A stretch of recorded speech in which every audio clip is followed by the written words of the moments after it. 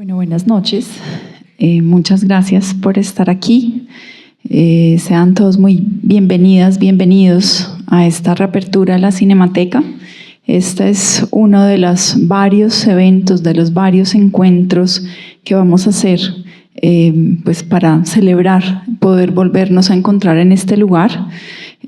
Hoy lo que nos convoca, pues por un lado es la literatura, por otro lado es Felisa Bursti, una mujer artista muy importante, no solamente para la historia del arte colombiano y latinoamericano, sino también para la historia de las mujeres en Colombia. Además de darle pues nuevamente la bienvenida a Juan Gabriel y un agradecimiento muy especial por aceptar esta invitación, voy a pasar a presentar a Juan Gabriel muy brevemente porque creo que aquí pues ya todos pues la reputación y su trabajo lo antecede, pero de todas maneras creo que es importante recordar. Juan Gabriel es un escritor y periodista bogotano, es autor, entre otros relatos, de El ruido de las cosas al caer, Las reputaciones, La forma de las ruinas y Volver la vista atrás.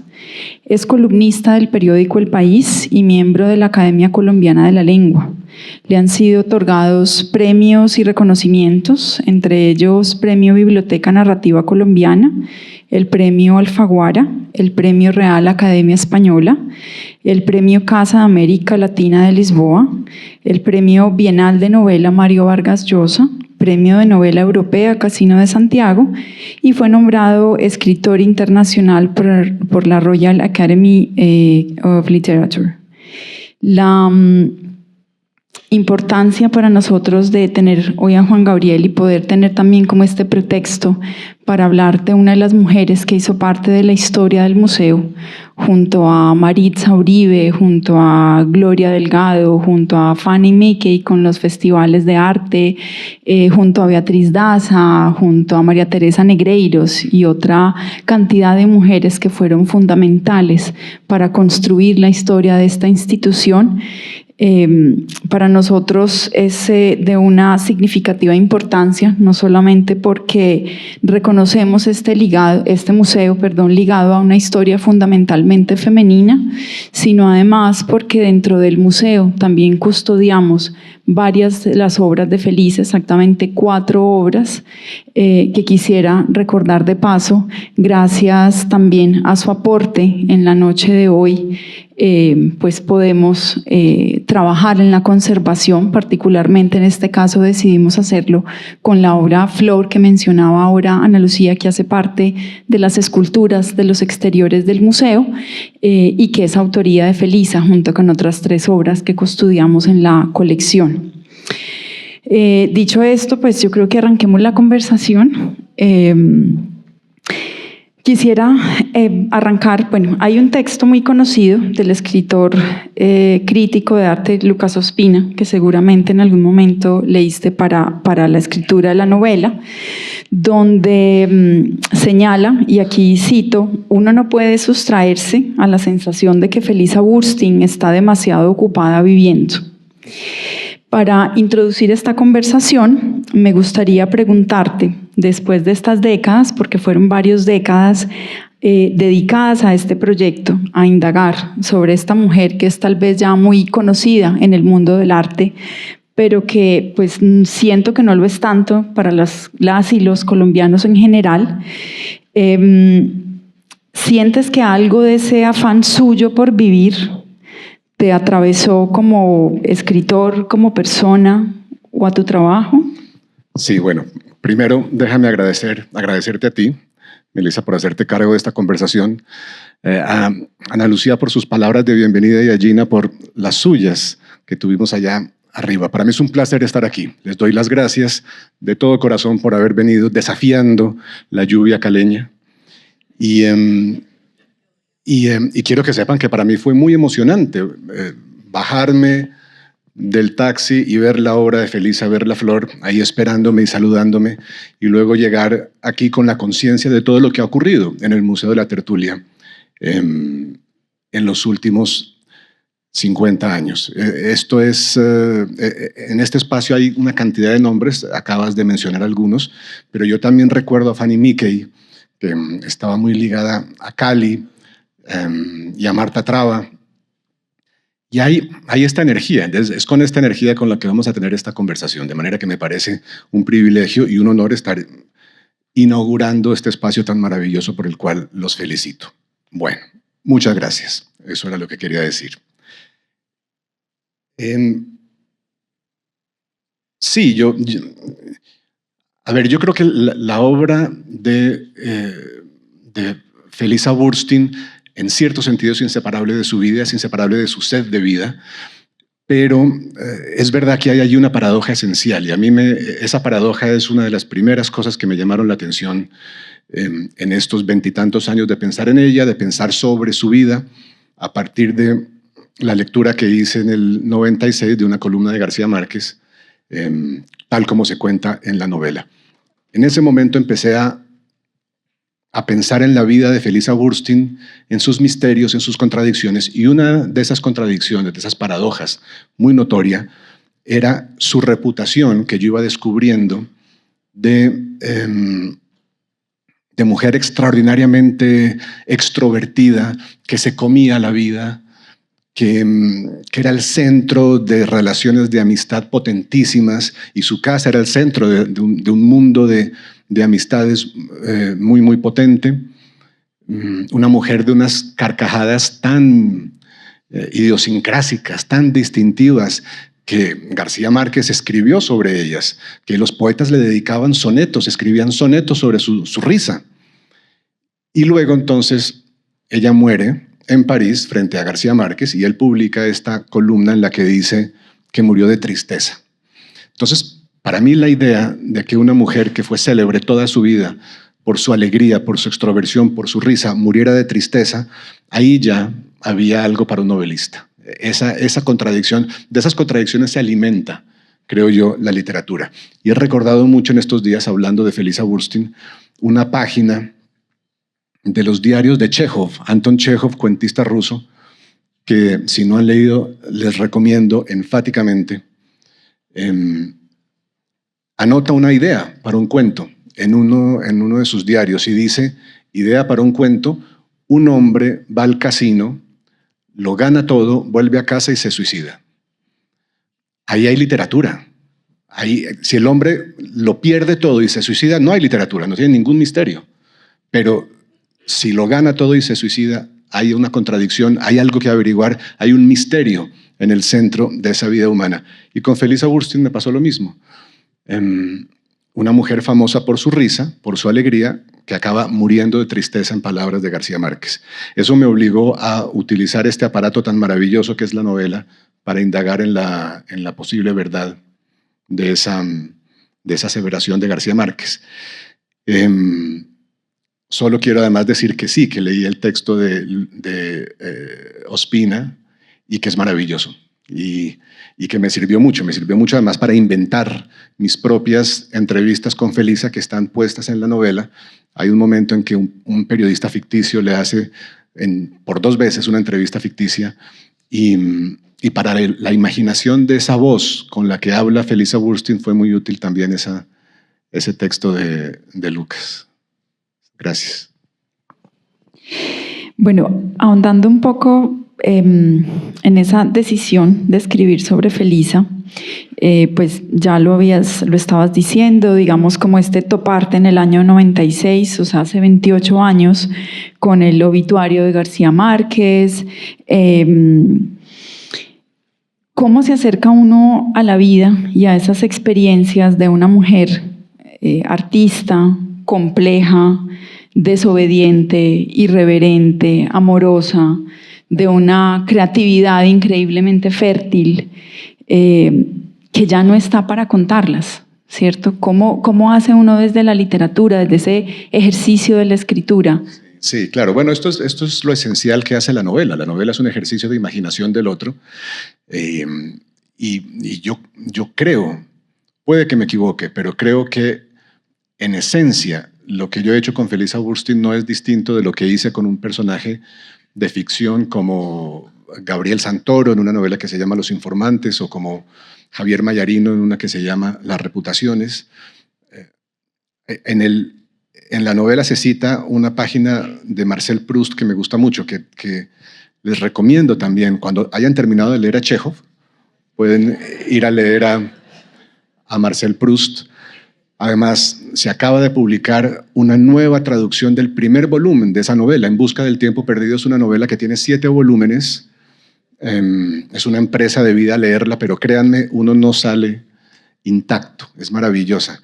Y el primer volumen, que se llama Por el camino de Swann, acaba de republicarse en una nueva traducción de una traductora española, Mercedes López Ballesteros, y es fantástico. De manera que si no han leído Proust, es el momento de empezar por ese libro, Por el camino de Swann, en la traducción de Mercedes López Ballesteros, que no me paga a mí nada por lo que estoy diciendo. Entonces, mal hecho. Y dice Proust, ahí, hay una conversación entre Marcel, que es el narrador, y la mujer que trabaja en su casa, que se llama Françoise, que le dice que a ella no le interesan los personajes de ficción, le interesan los personajes reales, eso sí. Y entonces piensa Marcel, reflexiona Marcel, que a las personas reales nunca las terminamos de conocer, nunca las conocemos bien porque las percibimos a través de los sentidos. Y como las percibimos a través de los sentidos, siempre tienen algo opaco. Lo que está diciendo es que nosotros no podemos ver en el interior, no podemos ir al interior de las personas reales y verlas por dentro.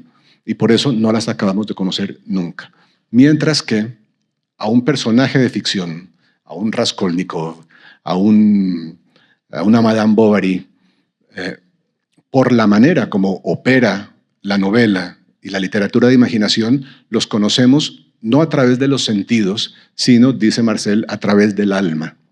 Está diciendo que el lenguaje nos permite, el lenguaje de la novela, nos permite un acceso a la vida interior, a la vida secreta, a la vida invisible de una persona que de otra manera no tendríamos. Yo me planteé el reto de tratar a Felisa Burstyn, un personaje real, una mujer real que murió en el año 82, como si fuera de ficción, como si fuera un personaje de ficción. Y lo que la novela trata de poner en escena es ese acto de imaginación del otro. La novela está contada desde el punto de vista del narrador, que soy yo, que reconstruye la vida de Felisa Burstyn, que recorre sus espacios, que se pregunta quién era esta mujer, y en cierto momento de cada capítulo hay un salto de la novela, del lenguaje de la novela, que se mete en la conciencia de Felisa Burstyn, en sus emociones, en su sensibilidad, en su manera de ver el mundo. Asume su punto de vista. Es como si el narrador invadiera la conciencia de Felisa Burstyn y empezara a mirar el mundo a través de sus ojos. Eso es posible porque ese es el gran regalo de la novela, el gran regalo de la ficción. Es esa capacidad que nos da para invadir la conciencia de otro. Y a pesar de que Felisa lleve tantos años muerta, eso es lo que me ha permitido a mí conocerla con el alma. Pues justamente otra de las preguntas o de los temas que tenía aquí, pues era alrededor como de este lugar de la ficción en una biografía y particularmente en esta. Yo voy a tratar en cada respuesta de ahorrarte las preguntas siguientes, si quieres.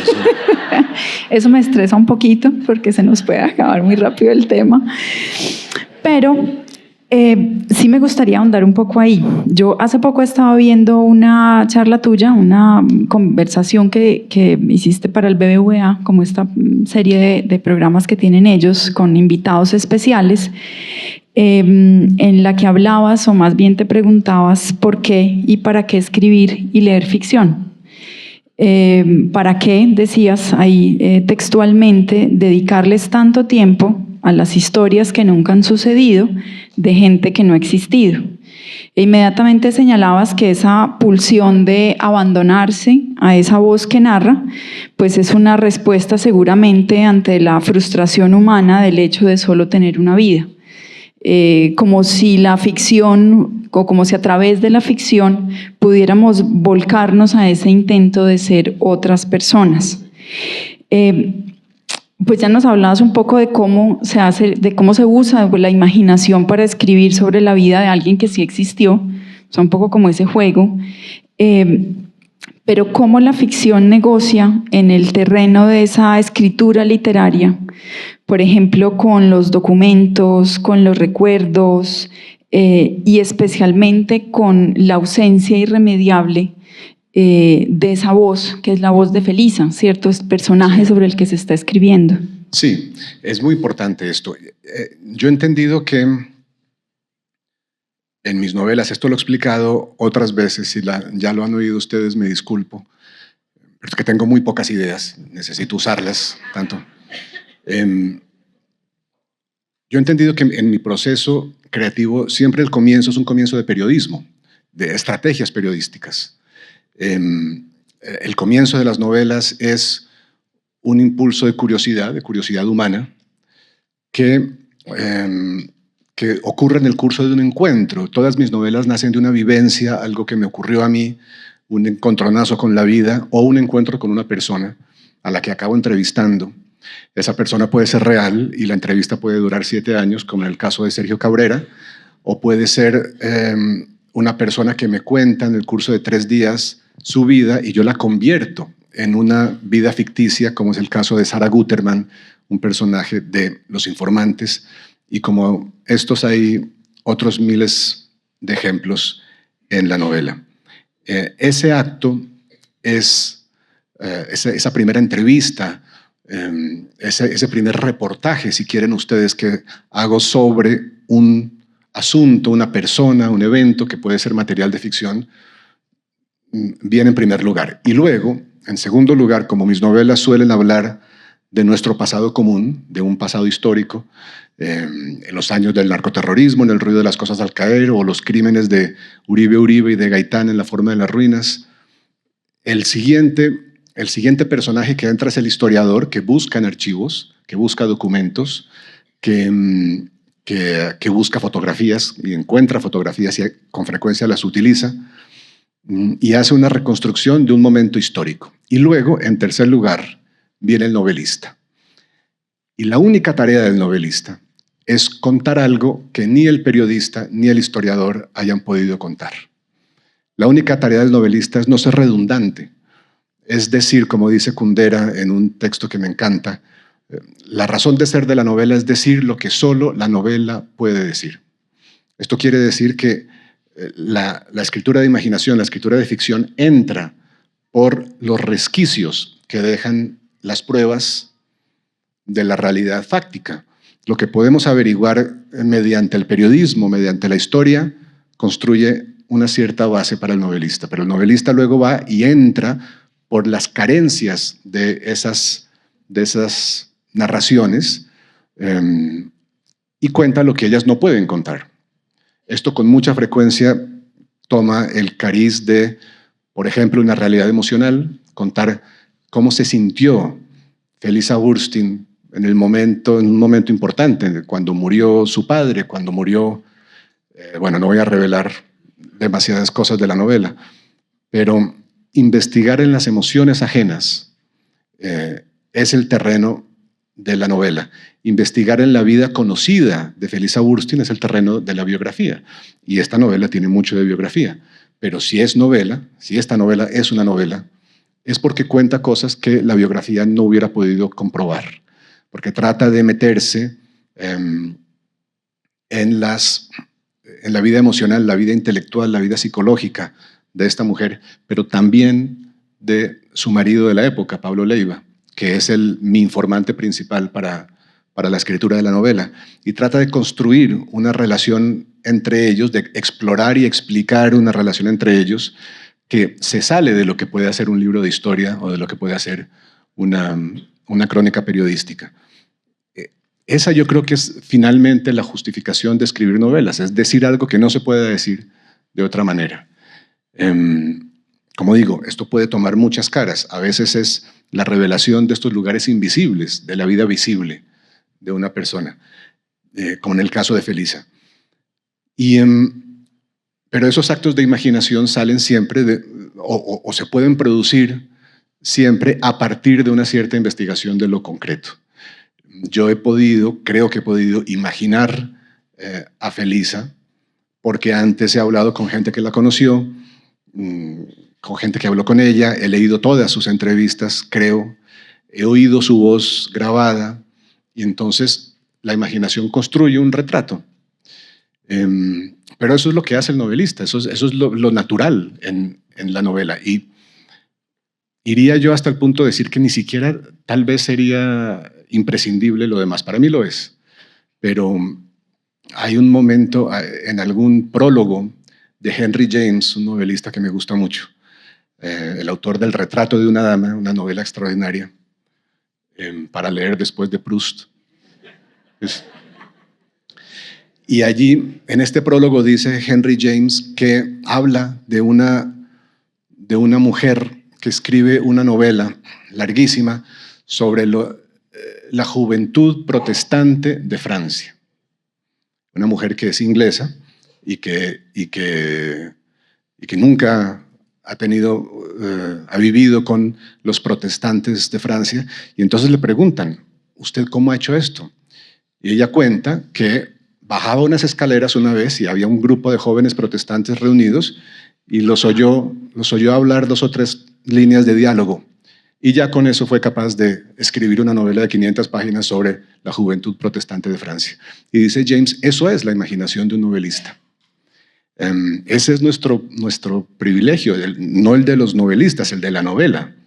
Las buenas novelas son siempre más inteligentes que los novelistas, saben más cosas, entienden más cosas, el lenguaje de la ficción entiende cosas que los pobres novelistas no alcanzamos a entender, vamos detrás, tratando de alcanzar el lenguaje de la novela que averigua sus cosas y sabe sus cosas. Y eso es lo que pasa, eso es lo que por caminos muy misteriosos, nos abre una ventana hacia la realidad invisible, psicológica, emocional de otra persona, y eso es lo que tratamos de contar. Bueno, digamos que uno cuando empieza a leer la novela, y de pronto, no sé aquí cuántos de ustedes ya se han leído la novela, para saber también de aquí en adelante qué tanto puedo, qué tanto spoiler puedo hacer.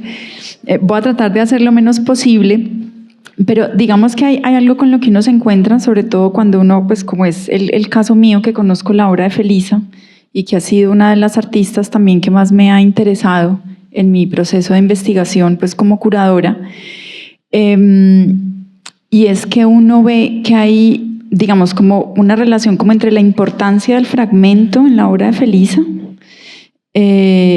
y la tarea de contar o ensamblar una vida con fragmentos, ¿cierto? O sea, por un lado, digamos, en Felisa hay una singularidad radical en la forma de operar, o sea, tanto en términos plásticos como conceptuales, la obra de Felisa, digamos que genera una ruptura en el campo de las artes. Felisa no es una escultora que modela. O sea, Felisa no modela el barro, no pica la piedra, ¿cierto? No saca una forma de un material. Felisa, por el contrario, lo que hace es ensamblar.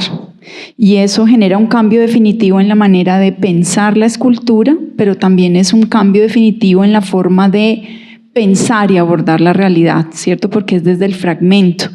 En el caso colombiano, pues Felisa es una pionera en ese gesto.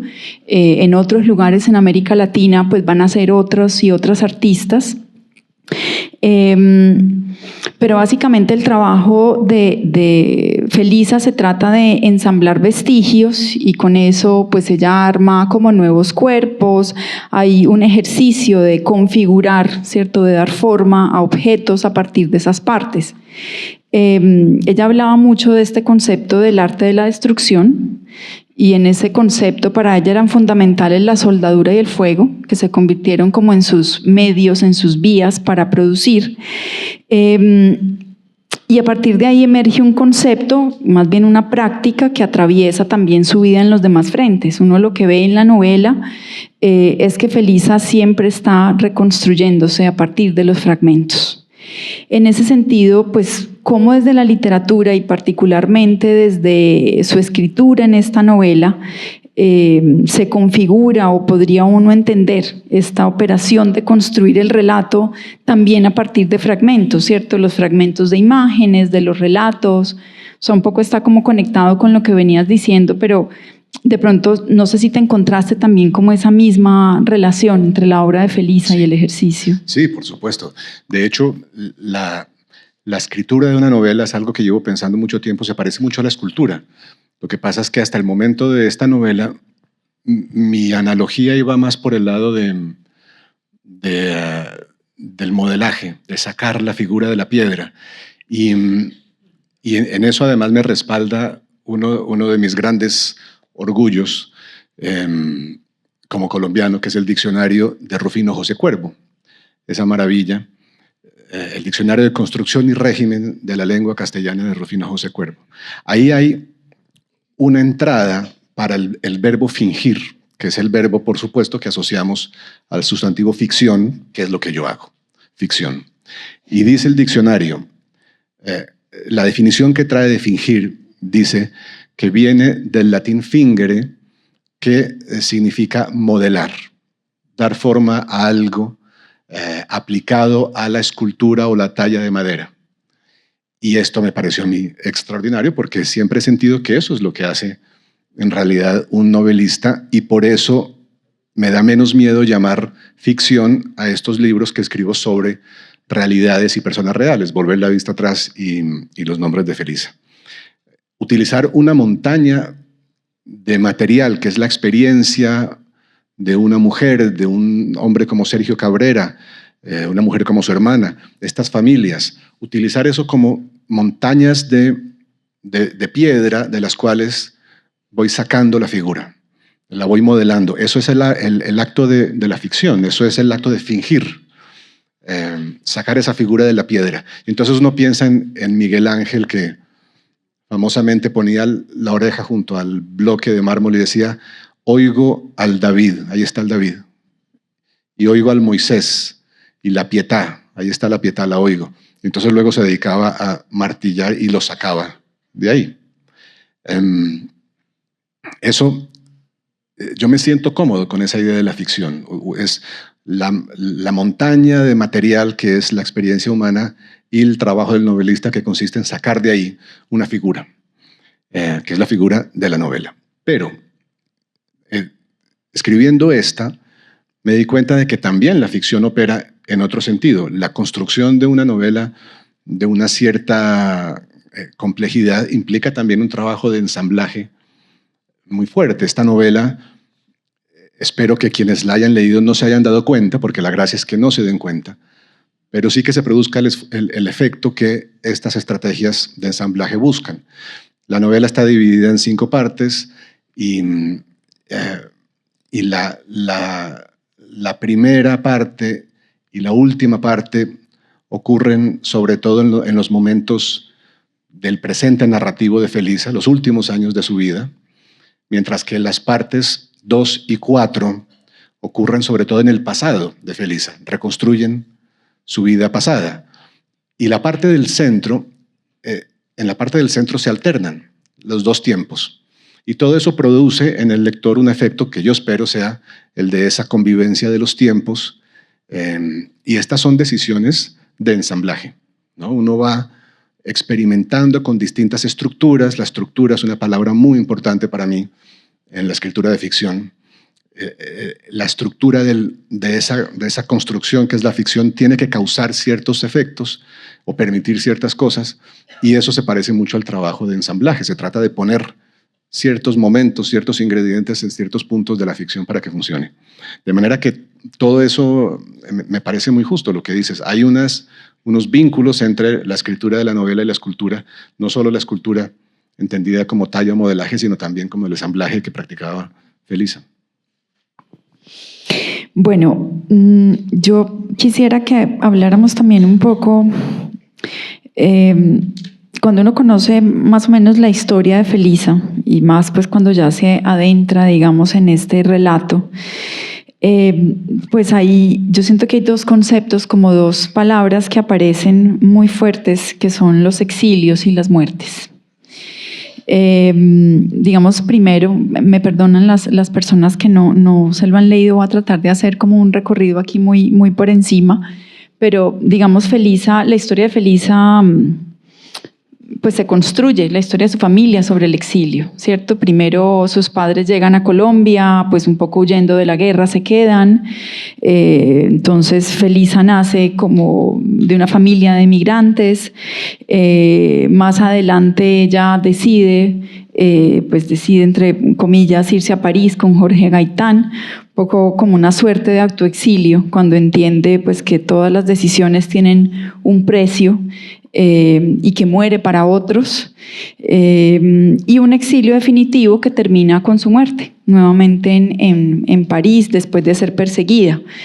Pero estos son exilios que están al mismo tiempo atravesados por varias muertes, y creo que es al final del primer capítulo que termina diciendo algo como que, digamos, como lo que pasa con su matrimonio, su primer matrimonio es como su primera muerte, cuando tiene que renunciar a sus hijas y un poco tomar decisiones trascendentales.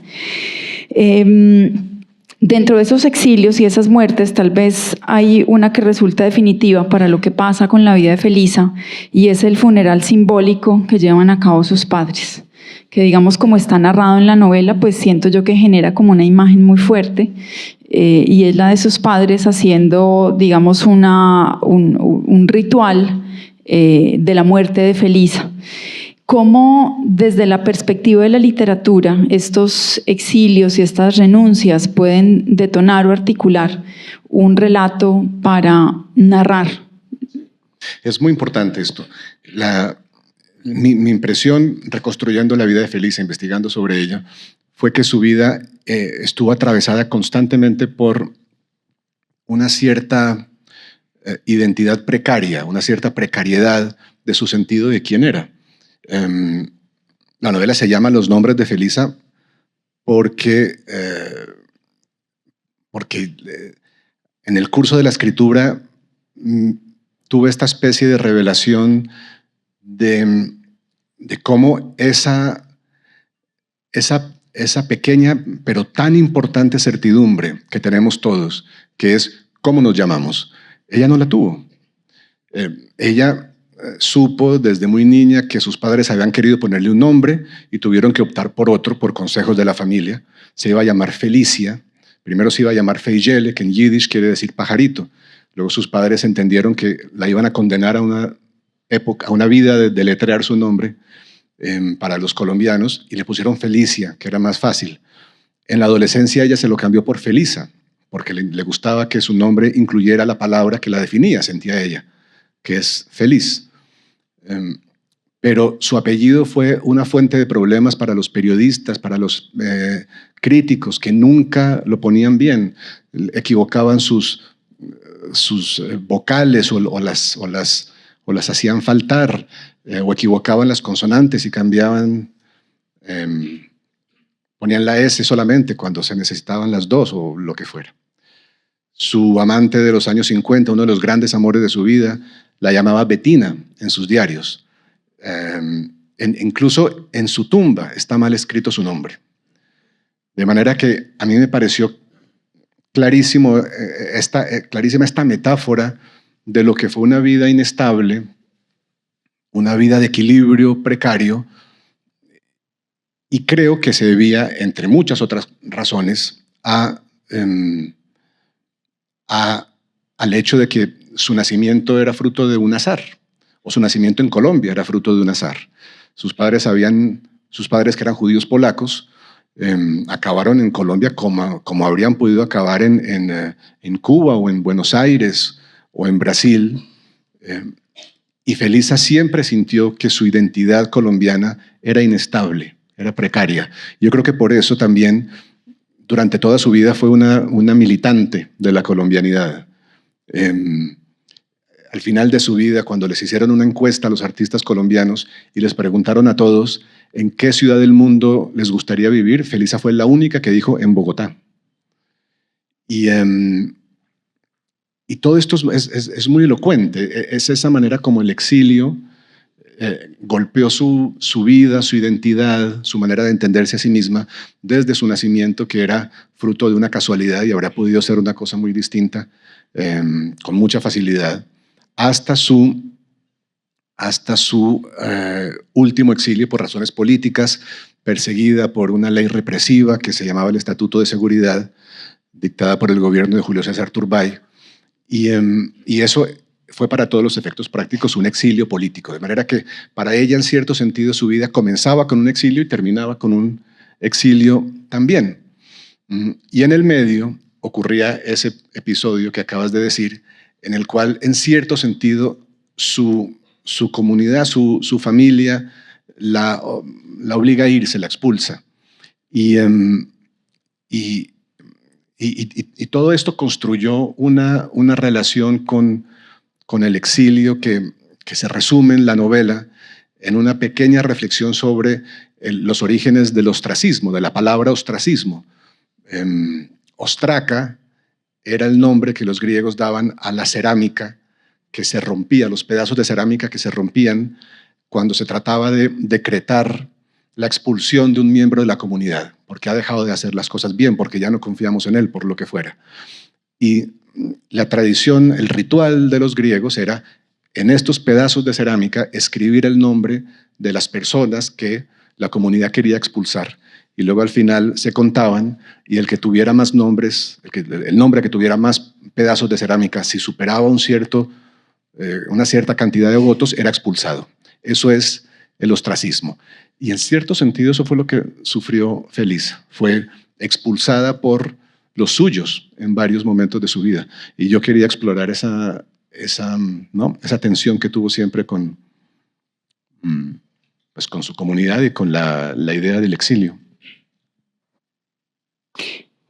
Bueno, hay otros dos términos que para mí son importantísimos al momento de uno entender una mujer como Felisa, o al menos entender de cómo fue leída una mujer como Felisa en su época, y son la locura y la risa, que aparecen ahí también constantemente. Que tal vez uno podría entenderlas en Felisa cuando investiga un poco más como unas estrategias para existir en este mundo de reglas morales, sociales, de clase, de género.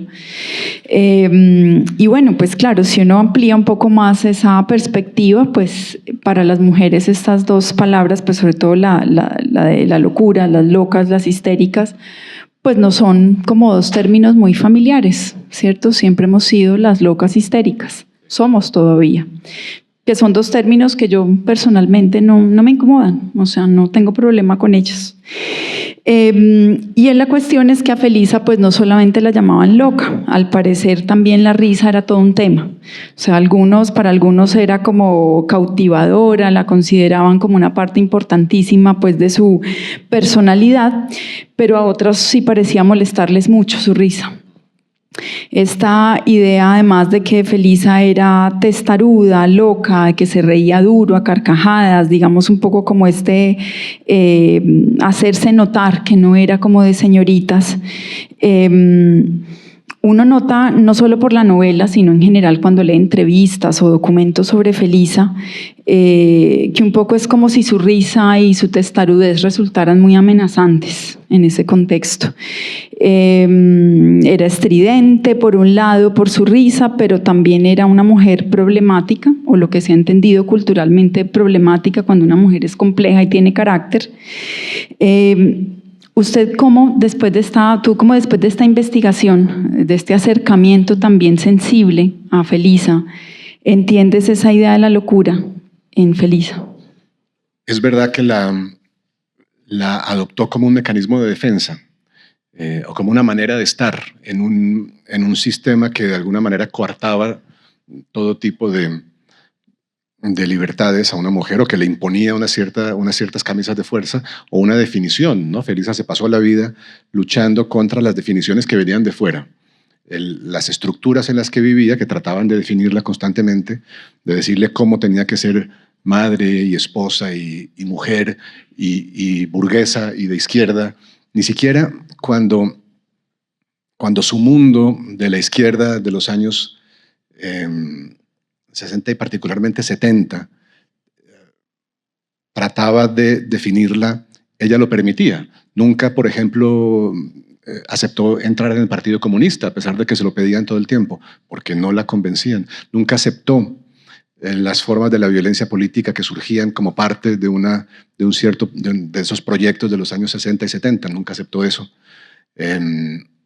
De hecho, vivía también en una tierra de, no sé si llamarlo ambigüedad o de capacidad de conversación con otros sectores que no eran los suyos, y es muy sabido, por ejemplo, que la primera campaña presidencial de Belisario Betancur, un político conservador, se lanzó en su casa, en la casa taller de Felisa Burstyn. Belisario era muy amigo de ella. Entonces, bien, todo eso para decir que parecía constantemente que las estructuras de la vida en la que ella se movía trataban todo el tiempo de definirla, de decirle quién es y cómo debe ser. Y esto era alérgico a su personalidad, o más bien su personalidad era alérgica a estas definiciones. Y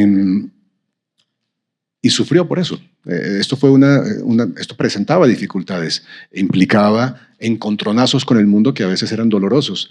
En una entrevista famosa que se volvió un titular de las cosas más célebres que dijo Felisa, de sus frases más célebres, le dijo: ay caramba, si no estoy mal, a Margarita Vidal, con lo cual nuevo vínculo con Cali, le dijo: en un país de machistas, hágase la loca. Ese fue su consejo de vida, ¿no? Y porque se había dado cuenta de que fingir cierta heterodoxia, por decirlo con amabilidad, era muy útil en un mundo que constantemente la estaba limitando y la estaba aplastando. Entonces, fingirse loca, excéntrica, era un mecanismo de defensa. Y yo he tratado en la novela de dar cuenta de esto, pero al mismo tiempo de hacer un juicio a este estado de las cosas, ¿no? De tratar de averiguar por qué pasa esto, en qué estructuras nos movemos, qué pasa esto, y a qué se les obliga a las mujeres, a qué mecanismos de defensa se les obliga en estas estructuras. ¿Y cuál era la otra palabra que habías señalado? Sí, y la idea de la testarudez y de ser una mujer problemática, que también era como mucho de lo que la acusaban. Claro, era como Marta Traba, era tremendamente inteligente y eso amenazaba a algunos. Llamar histéricas a sus esculturas de cierta época era una reflexión indirecta sobre esto. Siempre intentó, yo creo, que sus esculturas fueran una reflexión sobre una preocupación de las muchas que tenía por su condición de mujer o por sus ideas políticas o su relación con el erotismo o con el derecho que tenía a su cuerpo. Y las esculturas es muy interesante estudiar la obra de Felisa, porque las esculturas entran en un diálogo con su espacio biográfico, con el momento que vivía. Aquí volvemos a tu primera pregunta. Yo creo que eran en cierto sentido inseparables, la vida y la obra, como suele ocurrir además. Pero sí. Sí, básicamente era como una estrategia también de subversión de esas expectativas sociales, morales, culturales. Bueno, yo también quisiera tocar otro tema que es central en la novela, un poco para ir cerrando la conversación, que también está como a lo largo del texto, pero que sobre todo siento que en el último capítulo pues es donde hay como una concentración mayor, que es el tema de digamos, en lo que deviene la persecución y la censura. Pero que pues en los capítulos anteriores, cuando se habla de García Márquez, de Marta Traba, de Luis Vidales, pues uno empieza, digamos, ahí como a hilar eso que fue como la historia política de Colombia en los años 60, 70, 80, que son las décadas que le toca vivir a Felisa.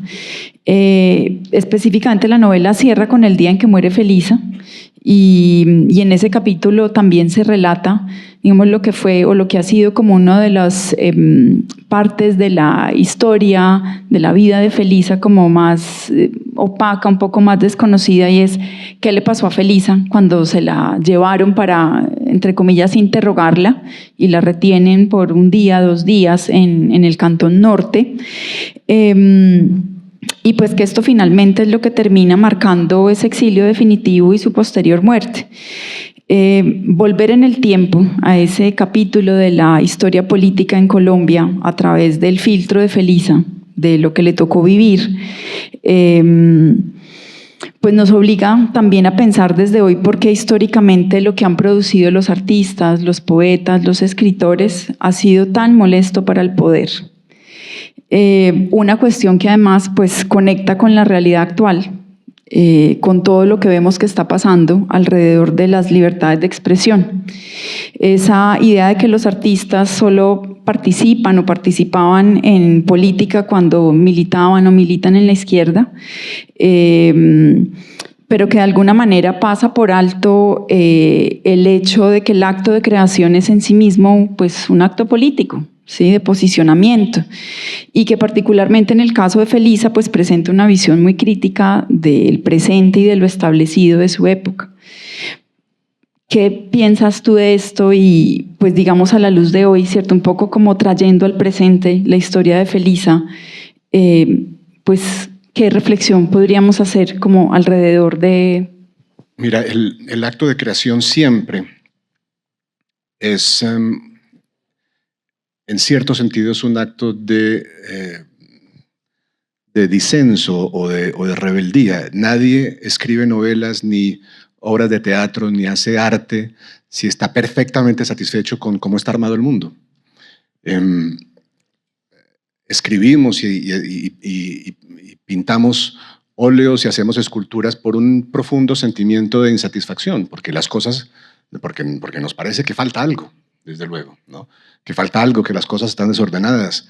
La impresión que tenemos probablemente sea la misma impresión de un lector de ficciones, de que el mundo está mal hecho, de que el mundo es caótico, es feo, está desordenado, y que necesitamos, y que el arte es una manera de ordenarlo, de imponer un poco de orden en el caos de la experiencia humana para extraer un significado, aun cuando la realidad que se cuente sea espeluznante. Una obra de arte crea una ilusión de armonía y de belleza que nos permite mejor entenderlo, mejor sacarle significados. Entonces, en cierto sentido, el arte es siempre una rebelión contra el desorden del mundo, o su falta de significado, o su fealdad. Eso en momentos de convulsiones sociales es más notorio todavía. El artista, los artistas, a mí siempre me ha fascinado la relación extrañísima que hay entre la producción artística y los momentos de convulsión social. Porque en ciertos años muy concentrados del siglo XIX en Rusia, de repente coinciden Tolstoy, Dostoyevsky, Chekhov, Gogol, una cantidad de gente en el mismo espacio, escriben novelas en los mismos 50 años. ¿Por qué? Porque después de haber producido durante siglo y medio de nuestras repúblicas independientes, solo un puñado de novelas valiosas, islas en la tradición latinoamericana, de repente en los años 60 estalla esta generación y publican Vargas Llosa, García Márquez, Fuentes, Cortázar, y traemos del pasado a Borges y a Rulfo. ¿Por qué? Y yo creo que la respuesta es que los momentos de convulsión, los momentos problemáticos, sobre todo cuando esa convulsión es violenta, sobre todo cuando hay sufrimiento y hay sangre, producen arte. Producen arte porque el arte es la manera que tenemos las sociedades de hacer ciertas preguntas que no se están haciendo desde la política, desde la historia oficial. el arte es el medio donde ventilamos frustraciones, donde hablamos de los descontentos, de los dolores de nuestras sociedades. Y en esos momentos difíciles, socialmente difíciles, de repente hay esa respuesta, ¿no? Como unos anticuerpos que le salen a la sociedad en forma de manifestaciones artísticas, para pensar lo que no se está pensando de otra manera, o para liberar energías, o para tratar de contar lo secreto, lo oculto, lo que se quiere suprimir. Y es inevitable entonces que se vuelvan incómodos los artistas, que se vuelvan incómodos, sobre todo en esos momentos en que es muy importante para el poder, para lo que podemos llamar el poder, imponer una versión de las cosas. El poder político es en esencia, me cortas cuando se acabe el tiempo, porque yo con esto me puedo enrollar, pero el poder político en esencia es la capacidad de imponer un relato a una sociedad. Y con mucha frecuencia, en particular en Latinoamérica, la literatura ha sido ese ámbito donde nuestras sociedades se resisten a esa imposición de un relato, donde las sociedades le dicen al poder, eso que está diciendo usted es mentira, o usted está olvidando o desconociendo esta otra cosa que también ocurrió. Y eso los vuelve entonces figuras incómodas. Yo hace poco hablé en Cartagena con Salman Rushdie, en caso de que alguien crea que esto de lo que estoy hablando pertenece a tiempos remotos del estalinismo y del nazismo y de otros totalitarismos del siglo XX. Y resulta que hace 3 años, se van a cumplir menos de 3 años, un novelista fue atacado con cuchillo por un fanático por el hecho de haber escrito una novela, únicamente por ese hecho. El único pecado de Salman Rushdie era escribir una novela, porque una fuerza, en este caso religiosa, quería imponerle una versión y él estaba dando otra.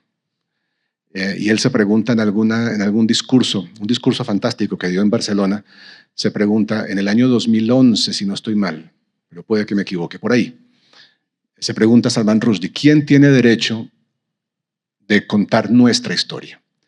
¿Y quién tiene derecho de decirnos qué historias se pueden contar?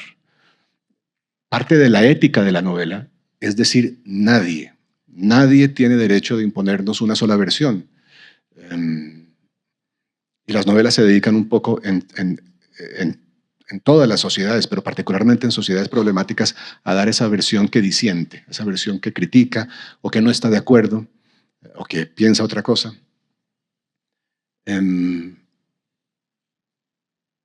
Esto es esencial para entender. Sergio Ramírez, novelista nicaragüense, tuvo que irse al exilio y su ciudadanía nicaragüense le fue retirada porque es como escritor y como intelectual público una figura muy incómoda, que estaba contando unas cosas, una versión de la realidad nicaragüense que no le gustaba a la pareja de sátrapas, de Daniel Ortega y su mujer. Entonces, claro, esto no es algo que haya dejado de ocurrir, que pertenezca a nuestro pasado político, es algo que ocurre todos los días. Y está divertidísimo ese todo. Fantástico. Pero bueno, claro, Felisa fue también parte de esto, ¿no? Tengo una curiosidad de saber quién llama. Bueno, Felisa fue parte de esto.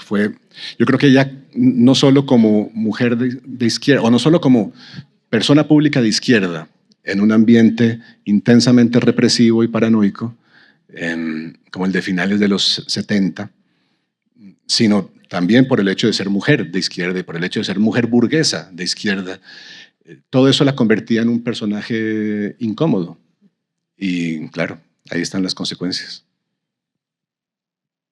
Bueno, pasando a otra cosa y ya para cerrar, esto es más también una curiosidad mía, y es entender un poco cómo un escritor se encuentra, cómo es esa experiencia de encontrarse con la obra plástica de un artista.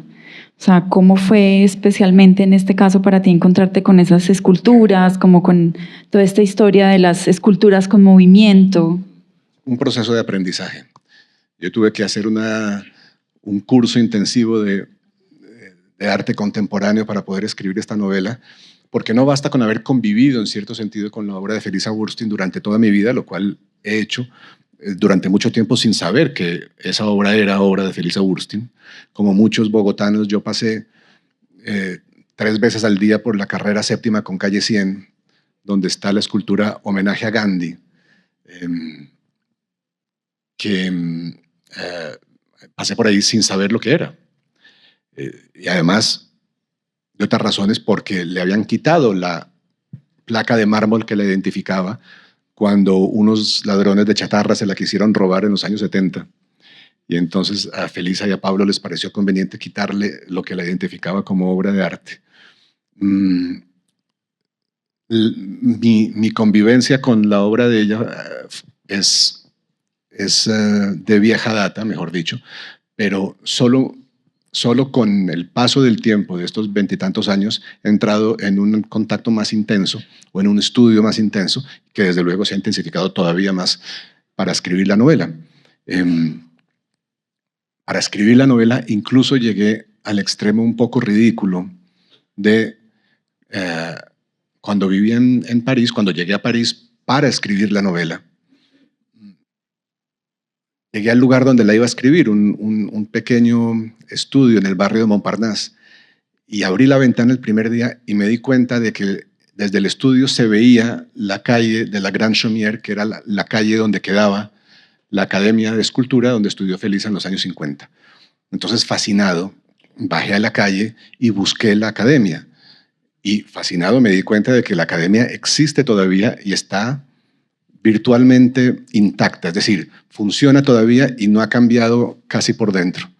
Entonces, traté de entrar para ver cómo era por dentro y me prohibieron la entrada diciéndome que solo los estudiantes entraban. Entonces me tocó inscribirme en clases de escultura y acabé haciendo 3 meses de clases de escultura que aparte de revelar mi fracaso profundo como artista plástico, sí me permitieron una entrada a la psicología, ¿no? de un artista plástico que trabaja con materiales, que trabaja con las manos. Todo eso implica una cantidad de cosas que uno solo descubre cuando está ahí, lidiando con esos materiales. Y aunque 3 meses no es mucho tiempo, alcanza uno a entender, a vislumbrar algo del proceso de un artista plástico como Felisa Burstyn. Y fue fascinante. Y es una de las grandes experiencias de mi vida haber convivido con ella y con su obra durante tantos años y haber podido finalmente poner todo eso en este libro. Pues maravilloso, Juan Gabriel. Te agradecemos mucho este espacio, este tiempo, haber compartido generosamente con todas y todos aquí pues lo que fue la experiencia de esta novela, de conocer a Felisa. A ustedes también muchas gracias. Vamos a tener en unos minuticos aquí un espacio en el que Juan Gabriel va a estar firmando los libros. Y bueno, pues nuevamente muchas gracias por esta conversación. Muchas gracias a todos.